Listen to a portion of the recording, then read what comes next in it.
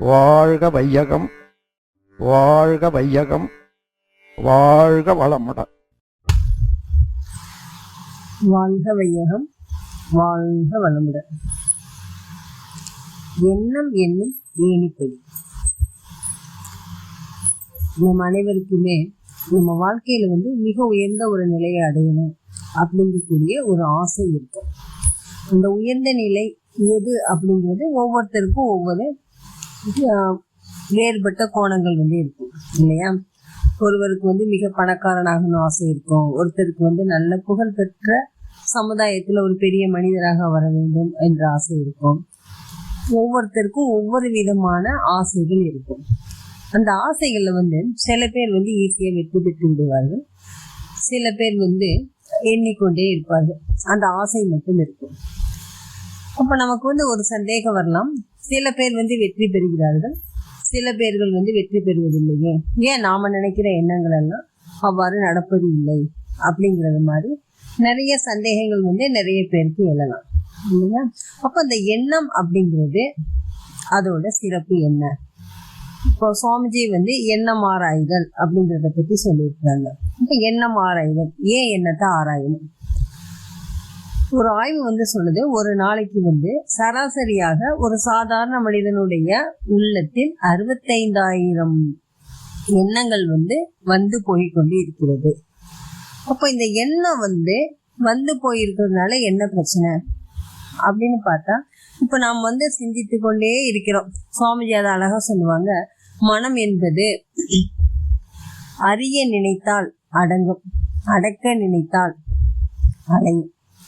ஏன் அப்படின்னா, நம்ம சில நேரம் யோசிப்போம், இந்த மாதிரி இருக்கணும், இந்த மாதிரி செய்யணும் அப்படின்னு. ஆனா அடுத்த நிமிஷமே அதை விட்டுட்டு வேற விதமான எண்ணங்களுக்கு நாம போய்விடுவோம். அப்ப நம்ம எண்ணத்தை ஆராயணும் அப்படின்னு சொல்லியிருக்காங்க. எண்ணத்தை எப்படி ஆராய்வது? அது பாட்டுக்கு போய்கிட்டு இருக்குது, அதை எப்படி ஆராய்வது? ஏன் எண்ணத்தை ஆராயணும்? ஏன்னா நமக்கு எண்ணங்கள் பலவிதமான எண்ணங்கள், 65,000 எண்ணங்கள்ல நல்ல எண்ணங்கள் இருக்கலாம், தீய எண்ணங்கள் இருக்கலாம். அது என்ன நல்ல எண்ணம், தீய எண்ணம்? ஏன் அதை பிரிக்கணும்? ஏதோ ஒண்ணு வந்துட்டு போகுது அப்படின்னு நம்ம ஈஸியா விட்டுட முடியாது. ஏன் அப்படின்னா, நாம் உடல் உழைப்பு பண்ணும்போது உடல் சக்தி விரயமாகிறது. அதே மாதிரி எண்ணத்தினால் நமது மனோசக்தி விரயமாகிறது. இப்ப நம்ம உடல் சக்தி விரயமாகும் பொழுது ஒரு வேலை ஒரு சரியான வேலையை செய்யணும் அப்படின்னு நாம நினைப்போம் இல்லையா? அதே மாதிரி மனோசக்தி விரயமாகி உள்ள எண்ணங்கள் அதை ஒரு சரியான எண்ணங்களா இருக்கணும். அவ்வாறு சரியாக எண்ணங்களா இருந்தா என்ன பயன்? எந்த எண்ணமா இருந்தா என்ன? அது சுவாமிஜி செயலுக்கேற்ற விளைவு, செயல் விளைவு தத்துவம் அப்படின்னு சொல்லியிருக்கிறாங்க. செயலுக்கேற்ற விளைவு தானே, எண்ணதுனால என்ன பிரச்சனை அப்படின்னு நமக்கு தோணும். ஏன்னா எண்ணங்கள் தான் செயல்களாக மாறும், செயல்கள் பழக்கங்களாக மாறுகிறது, பழக்கம் ஒழுக்கமாக மாறுகிறது அப்படின்னு சுவாமிஜி சொல்றாரு.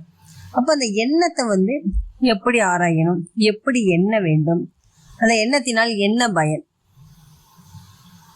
இப்ப நமது எண்ணங்கள் நமது முதலில் நம்மை ஒரு பண்படுத்துகிறது. அது எவ்வாறு பண்படுத்துகிறது? இப்ப நம்ம எண்ணங்கள் சரியாக இருந்தால் நம்மளுடைய செயல்கள் சரியாக இருக்கும். செயல்கள் சரியாக இருந்தால் அதற்கு தகுந்த விளைவுகள் நமக்கு வரும். ஒரு காட்டுல 3 மரங்கள் இருந்திருக்கு. அந்த 3 மரங்களும் தங்களுக்குள் கூடி பேசும்போது ஒரு மரம் நீ எதுவாக மாறுவாய் என்று கேட்டிருக்கு. ஒரு மரம் சொல்லியிருக்குது, எனக்கு மிகப்பெரிய லட்சியங்கள் எதுவும் கிடையாது, என்னால ஒரு மனிதர்களுக்கு ஒரு பயன் இருக்க வேணும், அந்த மாதிரி ஒன்னா நான் வரணும் அப்படின்னு அவரு சொல்லியிருக்காரு. அப்ப அந்த என்ன பயன் அப்படின்னா, எனக்கு ஆசை உண்டு, இந்நாட்டின் அரசன் தேர் பண்ணுவாங்களே அரசனுக்கு, அந்த தேரா செய்வதற்குரிய பலகையாக நான் மாறணும் அப்படின்னு சொல்லியிருக்குது. இன்னும் ஒரு மரம் எனக்கு எந்த ஆசையும் இல்லப்பா, வேற எதை பத்தி எனக்குலாம் யோசிக்கலாம் அப்படின்னு சொல்லியிருக்கேன். இன்னொரு மரம் அமைதியா இருந்த உடனே, நீ உன்னோடைய ஆசை என்ன அப்படின்னு அந்த மரத்திட்ட கேட்டிருக்குது. அந்த மரம் நான் கடவுளை சுமக்கக்கூடிய ஒரு கடவுளை சுமக்கக்கூடிய ஒரு தேரோ ஏதோ செய்யறாங்க அப்படின்னா அந்த பலகையாக நான் இருக்கணும் அப்படின்னு சொல்லியிருக்குது. கடைசியில் இந்த 3 மரங்களும் வெட்டப்பட்டது. அந்த எந்த ஆசையுமே இல்லை இல்லையா, அந்த மரம் வந்து விறகாக மாறிவிட்டது. இந்த அரசன் வந்து தேராக இருப்பேன் என்று சொன்ன மரம் வந்து ஒரு கப்பலாக மாறியது. அப்ப அந்த கப்பல்ல வந்து யார் போவா, மிகப்பெரிய செல்வந்தர்கள் அவங்கெல்லாம் போகக்கூடிய இதுவாக பயன்பட்டது. இன்னும் ஒரு மரத்தை வந்து அப்படியே போட்டுட்டாங்க. அப்போ இந்த மரத்திற்கு வந்து ஒரு மிகுந்த வருத்தம், நான் கடவுளை தூக்கி சுமக்கக்கூடியவனாக வருவேன் என்று நினைத்தேனே என்று இதற்கு ஒரு வருத்தம் இருந்தது. ஆனா என்ன செய்ய முடியும், அப்படியே இருக்கும்போது ஒரு நாள் வந்து மிகப்பெரிய கூட்டம் வந்தது. அந்த கூட்டத்துல வந்து ஒரு ஆளை வந்து இழுத்துட்டு வர்றாங்க. இப்போ இந்த மரத்தை வந்து என்ன பண்ணாங்க அப்படின்னு சொன்னா, சிலுவையாக செஞ்சு அந்த இயேசு பிரானை இதுல வந்து அடிச்சு இழுத்துட்டு போறாங்க. அப்போதான் இந்த மரத்திற்கு வந்து ஒரு ஆகா, கடவுளை சுமக்கக்கூடியவனாக நான் மாறிவிட்டேன், என்னோட எண்ணம் வந்து பழித்து விட்டது அப்படின்னு இது நினைக்குது. இது ஒரு மிகச்சிறிய கதை தான். இதுல இருந்து நமக்கு என்ன புரியுது அப்படின்னா, ஓரறிவு பெற்ற அந்த ஒரு மரமே வந்து தன் எண்ணத்தினால் ஒரு உயர்ந்த நிலையை அடையும் போது, இயற்கையிலே 6 அறிவு பெற்ற நாம் வந்து எண்ணங்களை வந்து சரியாக எண்ணி சரியான பாதையில் சென்றோமானால் நம்மளுடைய வெற்றியும் வந்து மிக பெரியதாக அமையும். அதனால எண்ணத்தை வந்து நாம சீரமைக்கணும். எவ்வாறு சீரமைப்பது அப்படின்னா, அந்த எண்ணத்தை வந்து ஒவ்வொரு எண்ணங்கள் வருது அப்படின்னு சொன்னா அந்த எண்ணத்தை வந்து நம்ம கொஞ்சம் எடுத்து பார்க்கணும். இந்த எண்ணம் அப்படிங்கிறது சரியா தவறா, அதுதான் எண்ணம் ஆராய்வு. இப்ப தவறு அப்படின்னா என்ன பண்ணணும், சரி அப்படின்னா அதுக்கு மீண்டும் மீண்டும் அந்த எண்ணத்துக்கு வந்து ஒரு வலுப்பெற வேண்டும். ஒரு வலுவை கொடுக்கும் பொழுது அந்த எண்ணம் வந்து வலுப்பெறும். அவ்வாறு வலுப்பெறும் போது அதனால் ஏற்படும் செயல்கள் வந்து நல்லவையாக இருக்கும். அதைத்தான் நம்ம வந்து இந்த பாசிட்டிவ் திங்கிங், நெகட்டிவ் திங்கிங் அப்படின்னு சொல்லுவோம்.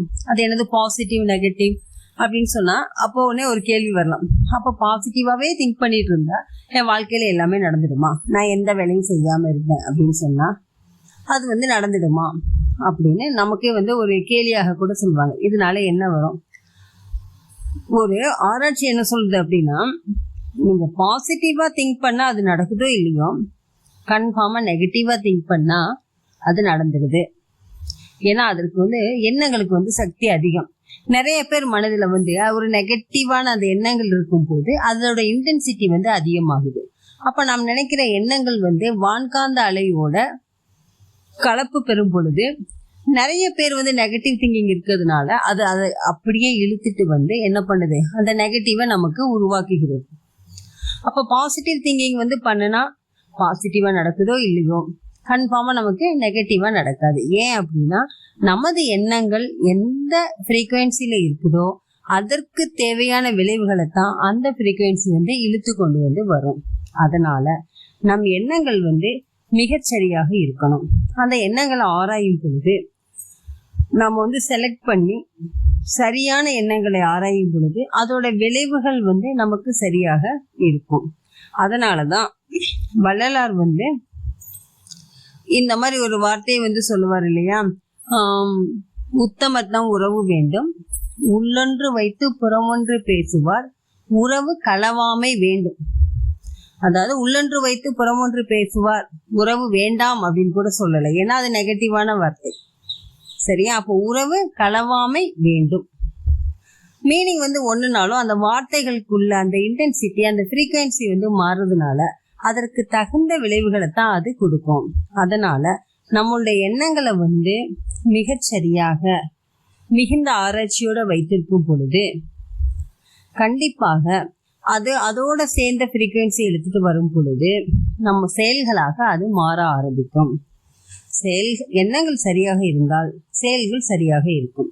செயல்கள் சரியாக இருக்கும் பொழுது அதற்கு தகுந்த விளைவுகள் தான் வர வேண்டும். கண்டிப்பாக அதுதான் வரும். அதனாலதான் நம்ம எண்ணிக்கொண்டே இருந்தால் வந்து நடந்து விடுமா என்பது கிடையாது. நம் எண்ணுவதால் அது செயலாக மாறுகிறது. அதனால் முதல் விதை வந்து எண்ணத்தில் தான் இருக்கிறது. அதனால் நல்லதையே எண்ணுவோம், ஆராய்ந்து எண்ணுவோம், நம் எண்ணங்களுக்கு தகுந்த அந்த விளைவுகளை நாம் அனுபவிப்போம். வாழ்க வையகம், வாழ்க வளமுடன். வாழ்க வளமுடன். ஸ்கை வேதாத்திரியம் அமுதம் சேனலுக்கு இதுவரைக்கும் சப்ஸ்கிரைப் பண்ணின அனைத்து அன்பர்களுக்கும் மிக்க நன்றி. வாழ்க வளமுடன். அனைவரும் வேதாத்திரிய தத்துவங்களை உலகறிய செய்வோம். இந்த சேனலை உங்கள் நண்பர்கள் அனைவருக்கும் ஷேர் செய்து பயன்பெறுங்கள். நன்றி. வாழ்க வளமுடன்.